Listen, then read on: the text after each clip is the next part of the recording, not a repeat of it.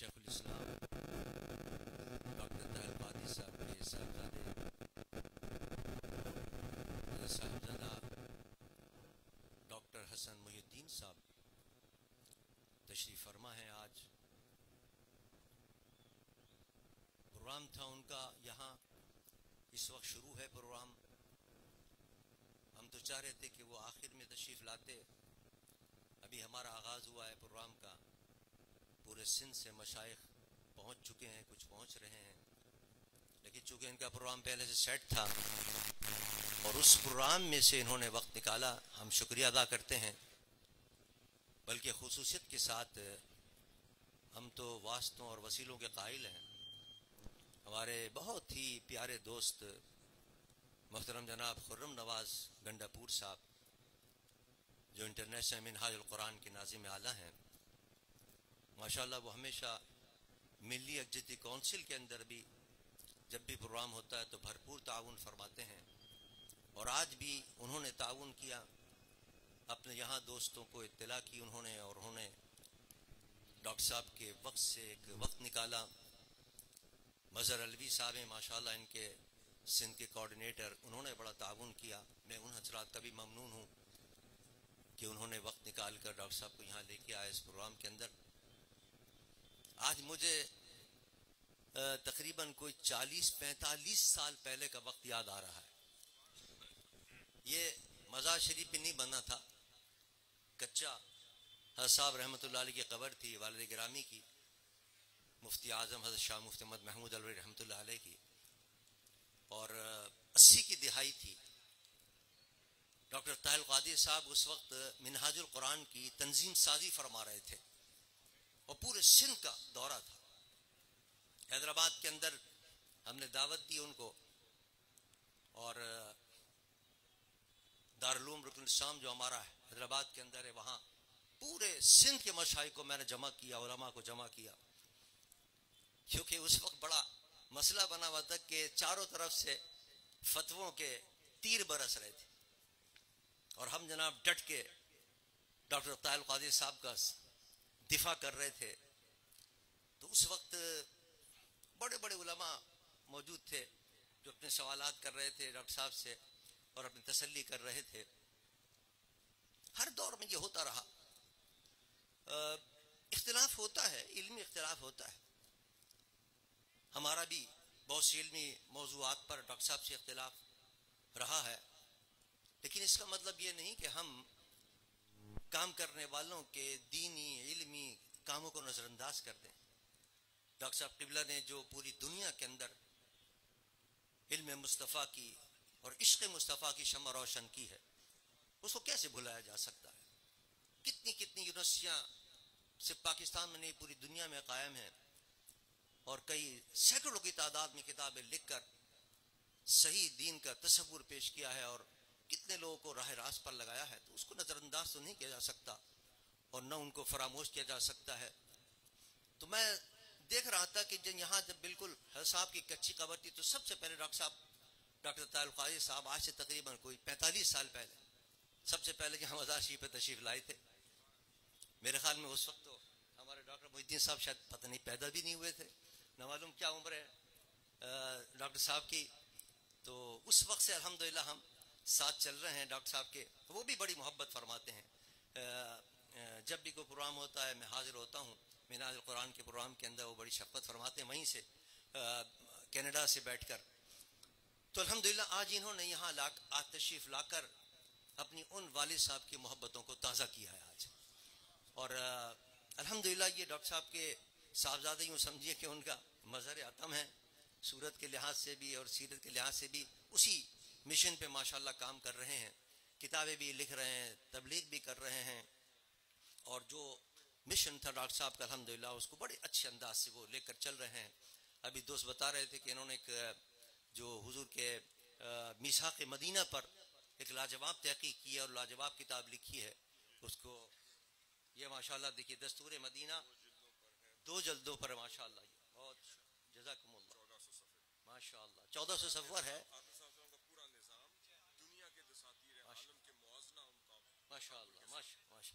دساتیر عالم کے رکھ کر کر سامنے اور پھر اس کا موازنہ کیا گیا ہے. تو ماشاءاللہ بہت شکریہ، جزاک اللہ. تو یہ رکھیں. تو ماشاءاللہ یہ تو پہلا کام ہے. اب انشاءاللہ ڈاکٹر صاحب کا فیض جاری رہے گا اور انشاءاللہ یہ کام اسی طرح بڑھتا رہے گا. ڈاکٹر صاحب نے جو ایک پودا لگایا ہے منہاج القرآن کا، وہ پھل رہا ہے، پھول رہا ہے، اور پوری دنیا کے اندر الحمدللہ اس کا کام آگے بڑھ رہا ہے، اور انشاءاللہ یہ کام آگے بڑھتا رہے گا، اور حضور کی عشق اور محبت کی جو خوشبو ہیں وہ پوری دنیا کے اندر پھیلتی رہیں گے. میں پھر دوبارہ شکریہ ادا کرتا ہوں ہمارے خرم نواز گنڈا پور صاحب کا بھی، مظہر الوی صاحب کا بھی، اور کہ وہ تشریف کہ انہوں نے کوئی وقت نکالا اور ڈاکٹر صاحب کو یہاں تشریف لے کے آئے. ڈاکٹر صاحب نے وقت نکالا، ان کا بھی ہم شکریہ ادا کرتے ہیں. اور چونکہ فوراً جانا ہے، ان کا پروگرام ہے، چھوڑ کے آئے ہیں یہ، اس لیے ہم ان کا زیادہ وقت نہیں لینا چاہتے، ورنہ مزہ تو تب تھا کہ تھوڑی دیر ٹھہرتے، عشاء کے وقت تک کثیر تعداد میں مشائخ بھی مزید پہنچ جاتے. لیکن بہرحال میں گزارش کروں گا کہ وہ اپنے کچھ گفتگو سے ہمیں محظوظ فرمائیں.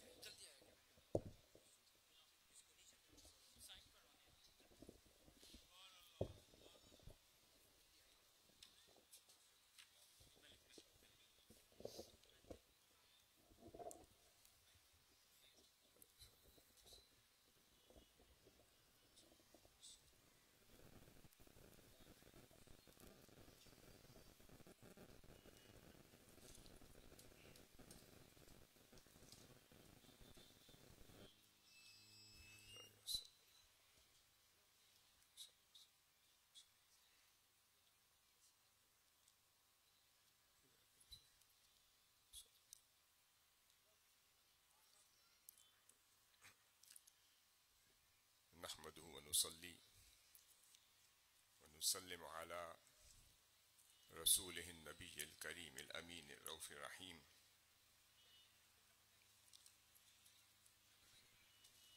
أما بعد، فأعوذ بالله من الشيطان الرجيم. بسم الله الرحمن الرحيم. وربطنا على قلوبهم. صدق اللہ مولانا العظیم.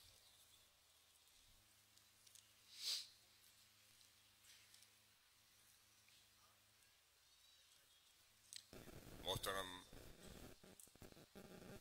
و مکرم و محتشم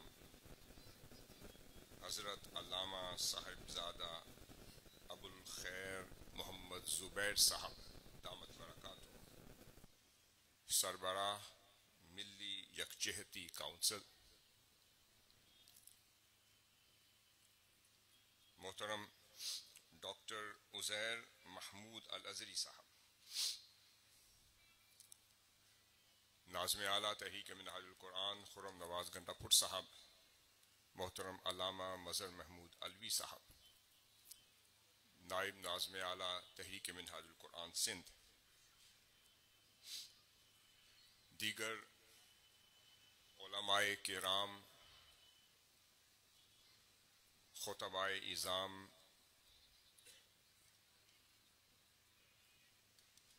گدی نشینان، پیران اعظام، محبین، متوسلین،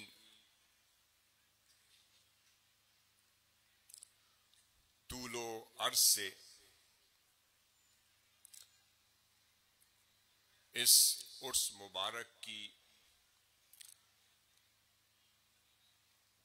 خوبصورت مجلس میں جو حضرت خواجہ محمد محمود الوری رحمۃ اللہ علیہ کا حیدرآباد کی سرزمین پر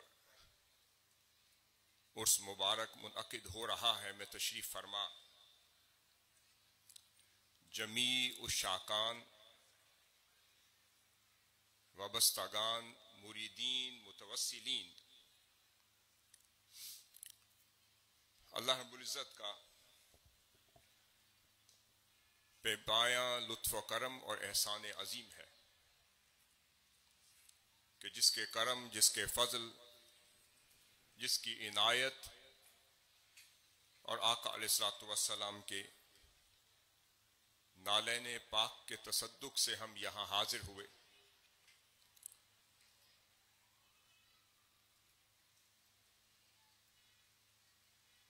اور اس مبارک محفل میں شریک ہونے کا شرف نصیب ہوا. محترم علامہ صاحبزادہ ابو الخیر زبیر صاحب نے اپنی گفتگو میں 35-40 سال پرانا 35-40 سال پرانا ایک ربط اور ایک رابطہ یاد دلایا ہے. اور یہ جو 40 سال ہوتے ہیں ذہن میں رکھ لیں، اس کے بعد ہی تو ربط نصیب ہوتا ہے. 40 سال لگتے ہیں اس مقام تک پہنچنے میں کہ دل کی وادی اور دل کی کھیتی اور سینے کے اندر چھپا ہوا یہ قالب اس قابل ہو جائے کہ اسے اس کا ربط نصیب ہو جائے. اور ربط نصیب کیے بغیر، انگلش میں ربط کو کنیکشن کہتے ہیں. اور ایک خوبصورت فریز ہے جس کا میں کل ذکر کر رہا تھا، be connected to be protected. Be connected to be protected, کہ اگر پروٹیکشن چاہتے ہو تو کنیکشن حاصل کرو. پھر دوسرا فریز ہے کہ be connected to be productive. ہمارے پیر صاحب دامت برکاتہم العالیہ نے بات تو 35-40 سال پرانی کی، ہم تب بھولیں کہ اگر ربط ٹوٹ گیا ہو. بھئی 40 سال گزر جائیں یا 80 سال گزر جائیں، ان سے پوچھیں جن کا رابطہ ٹوٹ گیا ہو، جن کا کنیکشن برقرار ہو اور کنیکشن اتنا مضبوط ہو کہ زمانے والے بھی جسے ڈسکنیکٹ نہ کر سکے. نعرہ تکبیر، نعرہ رسالت. بات یہ ہے کہ آج کے دور میں لوگ سوئچ بورڈ سے کنیکشن لیتے پھرتے ہیں. آج کے دور میں لوگ اپنا آئی فون یا سامسنگ یا گیلیکسی وغیرہ کا چارج کرنا ہو تو اس کا کنیکشن، اس کی لیڈ لیتے ہیں اور کسی ساکٹ میں ڈالتے ہیں. عارضی کنیکشن لیتے ہیں. عارضی کنیکشن کے کچھ فوائد ہیں اور کچھ نقصانات. عارضی کنیکشن یہ ہے کہ وہ جو ساکٹ سے لیا جاتا ہے، اس طرح ڈاکٹر صاحب وہ تقریباً 8-9 گھنٹے کا چارج دیتا ہے. جو سوئچ بورڈ سے لیا جاتا ہے وہ 8-9-10-11 گھنٹے کا آپ کو چارج دیتا ہے، اور وہ موبائل بس اتنی 8-9 گھنٹے تک ہی تاب لا سکتا ہے، اس کے بعد اپنا کنیکشن کھو دیتا ہے. مگر ہم جن کی نسبت میں جڑے ہیں اور جنہوں نے ہمیں جوڑ رکھا ہے اور جس واسطوں کی لڑیوں میں ہم ایک دانے کی مانند جڑ چکے ہیں، وہ واسطہ یہاں نہیں، وہ وہاں سے ہے. اب آپ مجھ سے پوچھیں کہاں سے ہے، پوچھیں آپ کہاں سے ہے، اس کا میں جواب پیر صاحب کی اجازت سے اور صاحب مزار کی برکات و فیوزات سے اس کا ایک جواب عرض کرتا ہوں. مسلم شریف کی ایک حدیث ہے اور سیدہ ام المؤمنین سیدہ عائشہ صدیقہ رضی اللہ تعالیٰ عنہ ایک روایت سے اس کی راویہ ہیں. علیہ السلام نے فرمایا، الارواح جنود مجندہ ما تعارف منها ائتلف وما تناکر منها اختلف. فرمایا یہ جو ارواح ہے، جو روحوں کا سلسلہ ہے، فرمایا یہ یہاں سے نہیں، یہ وہاں سے. اور عالم ارواح میں چلے گئے تو وہاں کیا تھا؟ یہ جو روحیں ہیں جو آج عالم بشر میں جنہیں ہم قید کر کے بیٹھے ہیں، جنہیں ہم اپنے جسم کے پنجرے میں مقید کر کے بیٹھے ہیں، وہ روحیں تو تڑپتی رہتی ہیں، اس لمحے کی متلاشی رہتی ہیں، ان کے انتظار میں رہتی ہیں کہ ادھر صدا آئے تو پنجرے کا دروازہ کھلے اور میں پھر پرواز کرتے کرتے اپنے وطن میں چلی جاؤں۔ روح سے پوچھا کہ اے روح، تجھے اپنا وطن یاد ہے؟ جبکہ جس پنجرے میں تو رہی وہ تو اسفل سافلین کی دلدل میں دھنسا رہا، وہ تو دنیا کی رعنائیوں میں، دنیا کی رونقوں میں محو رہا، جسے وہ سبق بھی یاد نہ رہا، وہ تو سجدے بھی بھول گیا۔ اب میری بہت غور سے سنیے گا، وہ تو سجدے بھی بھول گیا۔ وہ بشری پنجرہ جس میں تجھے قید کر دیا گیا تھا، اسے نہ خدا یاد رہا، نہ مصطفیٰ صلی اللہ علیہ وسلم یاد رہا، نہ نمازیں یاد رہیں، نہ وہ رونقیں یاد رہیں، نہ سبق الست یاد رہا، نہ وہاں کی وہ خوراک یاد رہی، نہ پکوان یاد رہے، نہ شراب طہور یاد رہی، اسے تو کچھ بھی یاد نہ رہا۔ وہ تو اس دنیا میں اتنا لت پت ہو گیا کہ اسے کچھ بھی یاد نہ رہا۔ اے روح، تجھے تیرا سبق یاد ہے جو تو پرواز کرتی کرتی تیزی سے اپنے وطن جا رہی ہے؟ راستہ آتا ہے یا بھٹک گئی؟ وہ کہتی ہے ہاں، اگر میرا کنیکشن ڈسکنیکٹ ہوتا تو میں بھی بھٹک جاتی۔ میں جب سے وہاں سے آئی ہوں بے شک اس پنجرے میں بند ہو کر رہ گئی، مگر میں نے اپنا کنیکشن اور اپنا رابطہ وہاں سے ٹوٹنے نہیں دیا۔ اب وہ وطن کیا جس کے لیے فرمایا الارواح جنود مجندہ، کہ یہ جو ارواح تھیں، جو روحیں تھیں، یہ ایک لشکر میں رہا کرتی تھیں، یہ گروہ میں رہا کرتی تھیں، ایک کالونیز کی شکل میں رہتی تھیں، اجتماعیت میں رہتی تھیں، آپس میں جڑ کے رہتی تھیں، اور وما تعارف منہا ائتلفا، اور جسے وہاں عالم ارواح میں معرفت نصیب ہو گئی وہ جڑ گئی، اور جن جن کو عالم ارواح میں معرفت نصیب نہ ہو سکی وہ یہاں بھی جڑی نہیں، وہ بھی دور ہے۔ فرمایا وہی روحیں جنہیں وہاں جڑنا نصیب ہو گیا وہ یہاں بھی جڑی ہوئی ہیں، اور جو وہاں نہ پہچان سکی وہ یہاں بھی ٹوٹی ہوئی ہیں۔ اب سمجھ لیں پیر صاحب، 40 سال گزر جائیں یا حضور قبلہ دادا جان فرید ملت رحمت اللہ علیہ کے دور سے بات چلے، یا ان کے اساتذہ سے چلے، یا مدینہ کی گلیوں سے چلے، یا بغداد کے شہر سے چلے، یا حضور داتا صاحب کی نگری سے چلے، یا حضور خواجہ صاحب کی نگری سے چلے، یا حضور خواجہ اجمیر کی نگری سے چلے، کوئی ہند کی سرزمین سے چلے، جو نہارون سے چلے، جو ادھر سے شرق سے چلے یا غرب سے چلے، بھئی وہ بھٹکتا ہے جس کا رابطہ ٹوٹ جائے۔ اب یہاں پر پیر صاحب بات یہ ہے، حضور شیخ الاسلام نے 40 سال پہلے یہاں آ کر آپ کا اور ہمارا ایک رابطہ قائم تو کروا دیا تھا۔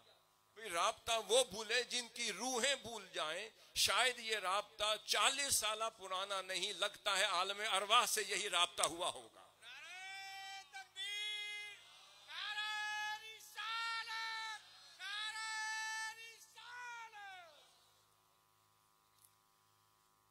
اب یہاں پر میں آپ کو دو باتیں، دو خوبصورت ایک نقطے ذہن میں آئے ہیں، عرض کرتا ہوں۔ جو آیت میں نے تلاوت کی اس میں اللہ رب العزت نے کیا فرمایا؟ وَرَبَطْنَا عَلَىٰ قُلُوبِهِمْ اِذْ قَامُوا۔ غور کیجئے کہ اللہ رب العزت نے یہ قصہ اصحاب کہف کا ہے، یہ قصہ اصحاب کہف کا ہے، اور اصحاب کہف کے وہ نوجوان جن کو اللہ رب العزت نے دنیا کے رابطے میں جڑنے نہیں دیا، اور جنہیں اللہ رب العزت نے اپنی بارگاہ میں جوڑے رکھا، اذ قاموا، اور ان کے لیے دوسری آیت میں آتا ہے اذ اول فتیۃ الی الکہف، کہ جب فتیہ سے فتات نکلا ہے، فتح اس نوجوان کو کہتے ہیں جو وفا شعاری اور خدمت گزاری اور خاک ساری کا آئینہ ہو، جس کی طبیعت میں وفا بھی ہو، حیا بھی ہو، دیانت بھی ہو، صدق بھی ہو، اور جو باطل حکمرانوں سے ٹکرا جانے کی قوت اور جرت بھی رکھتا ہو، جو نہ دنیا سے جڑے نہ دنیا کو اپنے ساتھ جڑنے دے، نہ دل کو مائل کرتا ہے، نہ گھائل کرتا ہے، نہ متوجہ کرتا ہے، نہ دنیا کو دل میں آنے دیتا ہے۔ اس لیے حضور سیدی شیخ الاسلام نے فرمایا دنیا میں رہو پر دنیا کو دل میں نہ آنے دو، دنیا پر سواری کرو پر دنیا کو اپنے اوپر سوار نہ ہونے دو۔ وہ فتح اس کے لیے فرمایا کہ جب اس نے وقت کے طاغوت حکمران کے سامنے کلمہ حق بلند کر دیا، ٹکرا گئے، ڈٹ گئے، اللہ کی توحید پر کسی قسم کا سودا کرنے کو تیار نہ تھے۔ اب نوجوانی کی عمر ہے، اللہ رب العزت فرما دیتا، وہ اصحاب کہف کا واقعہ سنے اور کہہ دیتا کہ وہ تھے کہ جنہوں نے غار میں پناہ لی۔ اب اللہ رب العزت ان کی ایج گروپ کو ڈیفائن کر رہا ہے اور فرما رہا ہے از اول فتیۃ، تو فتح اس کا مطلب یہاں سے فتوت نکلا ہے، اور فتوت ایک ایسی عمر ہوتی ہے اگر اس عمر میں کوئی رابطہ کسی کو مل جائے تو مرتے دم تک وہ ٹوٹ نہیں سکتا، کسی کو کوئی محبوب مل جائے تو اس کی آنکھوں سے اوجھل کوئی کر نہیں سکتا، اگر کوئی جڑ جائے تو اسے کوئی توڑ نہیں سکتا۔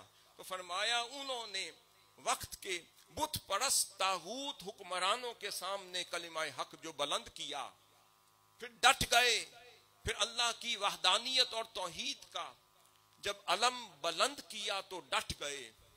اب وہ عمر تھی، اگر کمپرومائز کر لیتے، یہاں نوجوان بھی بیٹھے ہیں، میں آپ کے لیے عرض کر رہا ہوں، یہی جو عمر ہوتی ہے اسے عالم شباب کہتے ہیں۔ تو پتہ چلا ادھر عالم شباب تھا اور ادھر ان کی رابطے کی بھی معراج کا وقت تھا۔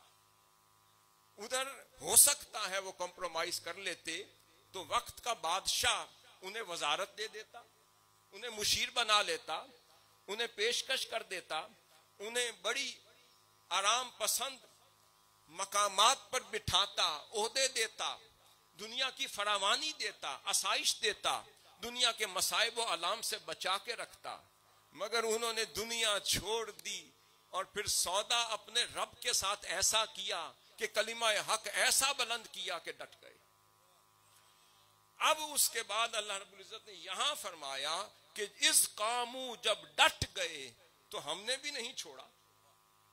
جب وہ نوجوان اگر میرے لیے ڈٹ گئے تو میں تو رب ہوں، اگر وہ میرے لیے جان کی بازی لگانے کو تیار ہیں اور اپنی جان ہتھیلی پر رکھ کر وقت پہ حکمرانوں سے ٹکرانے کو تیار ہیں، ظلم وقت کے ظالم حکمران کے سامنے سیسا پلائی ہوئی دیوار بننے کو تیار ہوں، تو اللہ نے فرمایا ایسے نوجوان ہی تو مجھے چاہیے۔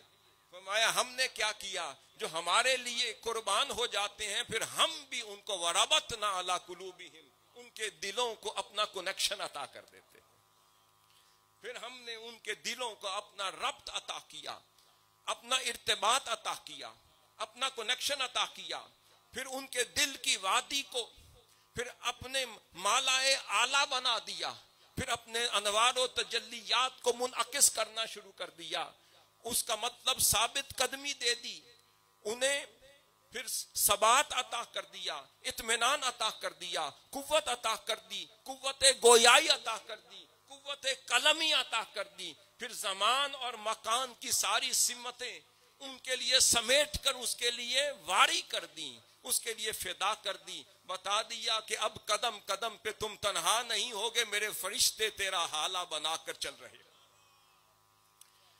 اب یہاں پر آگے چلیے، یہ جو ربط ہے اسی سے میں آگے چلتا ہوں۔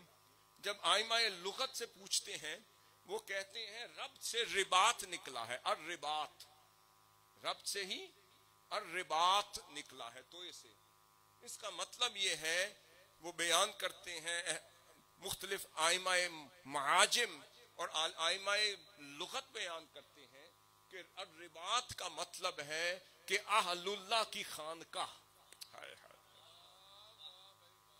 الرباط کا مطلب ہے اہل اللہ کی عبادت گاہ، صالحین اتقیاء ابرار کی عبادت گاہ خانقاہ کو الرباط کہتے ہیں. اب اللہ رب العزت نے فرمایا اذ اول فتیۃ الی الکہف، تو پتا چلا اللہ رب العزت تو در حقیقت جب فرما دیا کہ وَرَبَطْنَا عَلَىٰ قُلُوبِهِمْ، تو ایسا ربط عطا کیا کہ ان کے وجود کو الرباط بنا دیا. پھر کہف کی طرف لے گیا. جب کہف میں گئے تو وہاں کیا کر رہے تھے؟ 309 سال وہ کیا کرتے رہے؟ وہ کس کے لیے وقت گزارتے رہے؟ وہ کس کے لیے شب و روز اپنے آپ کو فدا اور قربان کرتے رہے؟ وہ کرتے کیا رہے؟ بھئی یہاں سے خانقاہی نظام کو سمجھ لیں، یہاں سے اولیاء صالحین اتقیاء ابرار متقین کے ربط کو سمجھ لیں. جب آپ کہتے ہیں میں 200 میل سفر کر کے 500 میل سفر کر کے یہاں آیا، آپ سے کوئی پوچھے یہاں کیوں آتے ہیں، سر کیوں جھکاتے ہیں، یا جھکتے ہوئے کیوں آتے ہیں، یا واری واری کیوں جاتے ہیں، یا پھر یہاں کھڑے ہو کر اللہ سے کیوں مانگتے ہیں، بتا دیں کہ ہاں اگر ایک کہف میں وہ اللہ والے 300 سال تک اگر جڑے رہے، خدا کے حضور اپنے آپ کو پیش کرتے رہے اور اللہ نے انہیں سلا دیا، ایسے ہی سلایا جیسے حدیث میں آتا ہے نم کا نومت العروس. اور سوئے کیسے آپ پوچھے نا، تو اولیاء کے لیے جب حدیث شریف میں آتا ہے کہ ان کو فرشتے جو مؤمنین کو کہیں گے سو جاؤ، جو مؤمنین کو قبر میں لٹایا جائے گا تو کہا جائے گا نم کا نومت العروس. وہ کہیں گے ہم کیا کریں؟ تمہارا ایسے سو جاؤ جیسے پہلی رات کی دلہن سوتی ہے. پوچھا وہ کیسے؟ اس نے کہا بھئی ارے پہلی رات کی دلہن بھی کوئی سوتی ہے؟ وہ تو اپنے محبوب کے انتظار میں بیٹھی رہتی ہے. پھر اہل اللہ بھی آنکھیں بند کرتے ہوئے دکھاتے ضرور ہیں مگر سو نہیں رہے ہوتے. وہ اپنے محبوب کی آمد کا انتظار کر رہے ہوتے ہیں، اپنے من موہن اور منٹھار کے آنے کا انتظار کر رہے ہوتے ہیں. جب وہاں پکار آ جائے ما کنت تقول فی حق حاضر رجل، کھڑے ہو کر تڑپ جاتے ہیں.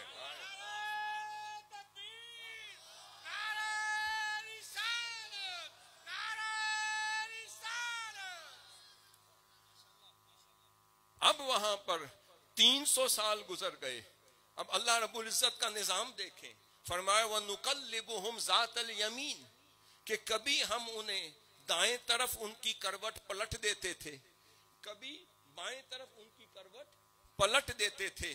کوئی پوچھے کیوں پلٹتے تھے؟ اس لیے کہ انوار و تجلیات کو جو نزول ہو رہا ہوتا تھا، کبھی دائیں طرف ان کا چہرہ موڑ کر یہاں کا فیض دیتے تھے، کبھی بائیں طرف ان کا سر پھیر کر بائیں طرف کا فیض دیتے تھے. اور پھر فرمایا پھر جو ان کے ارد گرد جیسے فرمایا بارکنا حولہ، پھر اللہ جہاں پر مسکن بنا دے، جس کا ماوا بنا دے، اور جسے اللہ رب العزت اپنی بارگاہ کی کہف بنا دے، جسے رباط بنا دے، جسے عبادت گزاروں کی عبادت گاہ بنا دے، اولیاء اتقیاء ابرار صلحاء کی عبادت گاہ بنا دے، جو ان کی چلہ گاہ بنا دے، تو اس کے ارد گرد میں بھی اللہ کی برکات کا نزول ہو رہا ہوتا ہے. اب یہاں سنیں، وہ برکات نہ ہوتی تو میں بتانے لگا ہوں آپ کو. بھئی ہم ہیں تو سوال کریں. یہ ہم ہیں کیونکہ بشریت کا بھی ایک بھوت سوار ہے. ہمارے اندر ایک ناسوتی کیفیات بھی ہیں، ایک مادی کیفیات بھی ہیں، کچھ عالم ارواح کی کیفیات ہیں، مگر زیادہ تر عالم مادہ کی کیفیات ہیں. تو پھر جبلت میں سب کچھ ہے. ہم تو سوچ سکتے ہیں کہ بھئی کیسے ملے گا اور کب ملے گا اور کتنا ملے گا اور کس طرح ملے گا. یہ سوال ہے یہ نہیں. اب وہاں پر ہم نہیں تھے، وہ کون تھا؟ ایک کتا تھا.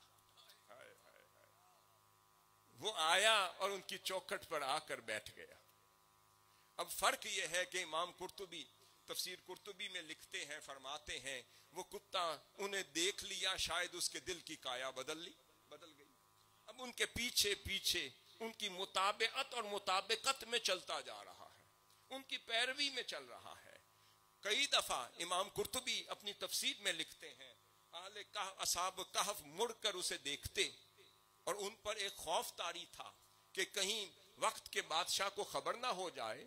انہوں نے گمان کیا کہ یہ کتا تو بھونکے گا, اس کے بھونکنے سے شور ہوگا ہے, اور جن کو تک رہا ہوں ان میں بھی کچھ ہے, اور جن کے در پر چوکھٹ پر آ کر بیٹھا ہوں اس در پر بھی کچھ ہے. پتا چلا ہمیں سمجھ آئے یا نہ آئے اس کتے کو خانقاہی نظام ضرور سمجھ آ گیا تھا. وہ سمجھ گیا کہ یہاں بھی رباط ہے, یہاں پہ آل اللہ جہاں بس رہے ہوں, اللہ کا ذکر کر رہے ہوں, اس پہ توکل کر کے بیٹھے ہوں, اس کے صابر ہوں, اس کے کانے ہوں, اور پھر ابدی نیند سو رہے ہوں, اور خدا کے حضور اپنے آپ کو نم کا نومت العروس کی طرح کی مانند بنا کر اپنا آپ خدا کے حوالے کر چکے ہوں, سپرد کر چکے ہوں, اپنی تفویض کر چکے ہوں. اسے سمجھ آ گئی مجھے بھی اگر کچھ ملنا ہے تو یہیں سے ملنا.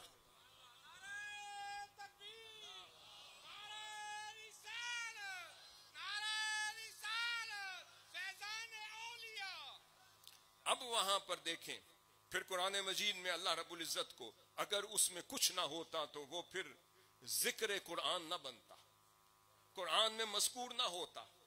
اگر کوئی بات نہ ہوتی اور کنیکشن اور ربط والی کوئی بات نہ ہوتی تو اللہ رب العزت کا ذکر قرآن میں نہ کرتا.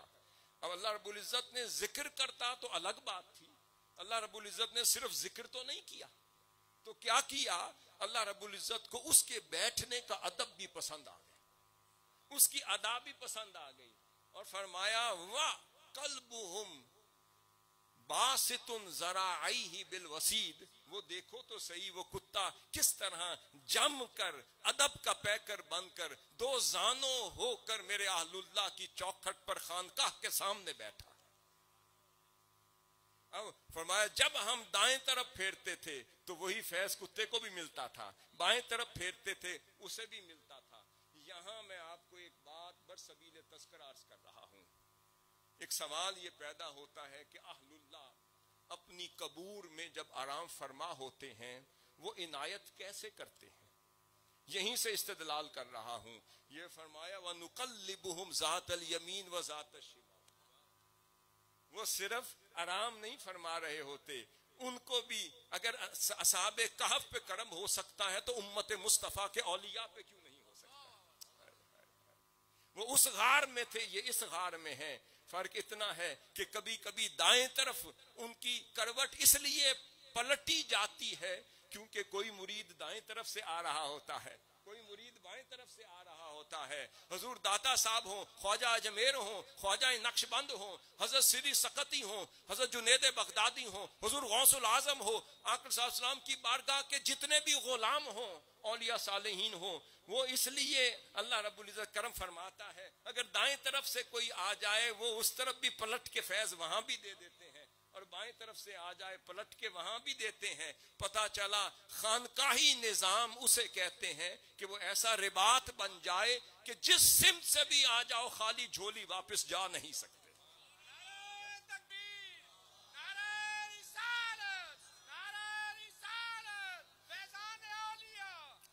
صرف آخر میں ایک واقعہ جوڑ کر عرض کر رہا ہوں.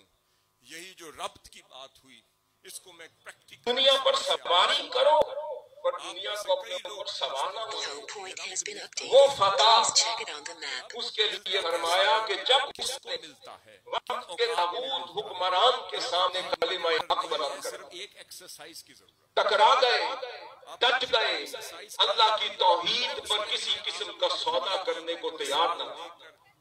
اب نوجوانی کی عمر ہے, اللہ رب العزت فرما دیتا وہ اصحاب کہف کا واقعہ سنے اور کہہ دیتا کہ وہ تھے کہ جنہوں نے غار میں پناہ. اس میں ایک اب اللہ رب العزت ان کی ایج کو ڈیفائن کر رہا اور فرما رہا ہے اس عمل فتیاتو تو فتح, اس کا مطلب یہاں سے فتوت نکلا. فتوت ایک ایسی عمر ہوتی ہے اگر اس عمر میں کوئی رابطہ کسی کو مل جائے تو مرتے دم تک وہ ٹوٹ نہیں سکتا.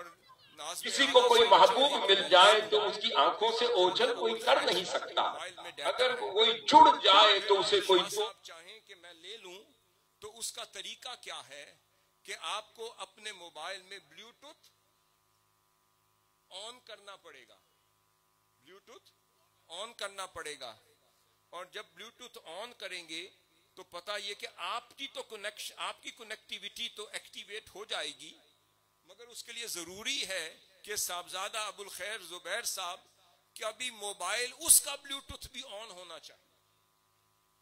جب آپ کا بلوٹوتھ آن ہوگا، ناظم اعلیٰ صاحب کے موبائل کا بلوٹوتھ آن ہوگا، تو جیسا بھی ڈیٹا آپ جب بھی چاہیں گے ٹرانسفر کریں گے، آپ بٹن دبائیں گے وہ ٹرانسفر ہو جائے گا، آپ بٹن دبائیں گے وہ اس کو ری بیک ہو جائے گا۔ پتہ یہ چلا، قانون یہ ہے کہ بھئی بلوٹوتھ کو دونوں طرف سے آن کرنا پڑتا ہے۔ اب یہ نہیں ہو سکتا کہ صاحبزادہ ابو الخیر زبیر صاحب کہیں کہ بھئی میرا موبائل اور اپنا موبائل صحبت میں قربت میں رکھ لیں، اور یہاں اپنا موبائل بھی رکھ لیں، یہاں میرا موبائل بھی رکھ لیں، اور 2 دن کے لیے رکھ دیں۔ اب سوال یہ پیدا ہوتا ہے، بلوٹوتھ آف ہو اور فزیکلی موبائل آپ کے ساتھ ہو، بے شک 10 سال کے لیے بھی رکھ لیں، ایک میسج بھی وہاں پہ منتقل نہیں ہو سکتا۔ کیوں نہیں؟ جب تک کنیکٹیویٹی کا بٹن آن نہیں ہوگا۔ آپ کہتے ہیں مجھے مل نہیں رہا، آپ جہاں آئے ہیں وہاں سب کچھ مل رہا ہے، آپ جہاں جاتے ہیں وہاں سب کچھ مل رہا ہے، کمی ادھر نہیں، انہوں نے تو بٹن لگایا ہی نہیں، جب سے فیض ملا ہے دروازے کھول دیے، انہوں نے بٹن لگایا نہیں، جب سے فیض ملا ہے دروازے کھول دیے۔ اب کمی ہماری طرف ہے، اگر ہم اعتقاد کے میدان میں گرد و غبار کے پردے ہٹا کر آئیں گے، شفافیت کا پیکر بن کر آئیں گے اور عقیدے کی خالصیت کے ساتھ آئیں گے، اور پھر کرنا کیا پڑے گا؟ آ کر اپنے دل کے بلوٹوتھ کا صرف بٹن آن کر دیں، بٹن آن کرنے کی دیر ہے تو صاحب مزار سے جڑ جائیں گے، جتنا چاہیں گے ملتا چلا جائے گا، جب تک چاہیں گے ملتا چلا جائے گا۔ اب آپ کہیں کہ اس کی کوئی رینج ہے، ہاں فزیکلی تو قربت میں بھی رکھ دیا کچھ نہیں مل رہا، مگر دونوں کا بلوٹوتھ آن ہو گیا، ایک کو وہاں رکھ دیں ایک کو وہاں رکھ دیں، تب بھی وہ ڈیٹا منتقل ہو جائے گا۔ کنیکشن کے لیے زمانی قرب نہیں چاہیے، کنیکشن نصیب ہو جائے تو زمان بھی مکان بھی دور ہو جائیں تب بھی نہیں رکتا۔ قلبی کنیکشن صرف زمان اور مکان کا محتاج نہیں ہوتا، وہ یہاں کیا ہے، دل کے آئینے میں ہے تصویر یار، جب ذرا نظر جھکائی دیکھ لی۔ صرف اپنے اعتقاد کو مضبوط کریں، اپنے افکار و نظریات کو شفاف کریں، اپنی سوچ کو مضبوط کریں، اور دنیا کی رعنائیوں سے محفوظ ہو کر اپنے دلوں کی کو غار بنا کر پھر رباط میں آئیں تو سب کچھ ملتا چلا۔ یہی وہ فیض ہے جو حضور سیدی شیخ الاسلام آج کے دور میں دے رہے ہیں۔ محترم صاحبزادہ ابو الخیر صاحب یہاں پر تگ و دو کر رہے ہیں، ان کے صاحبزادہ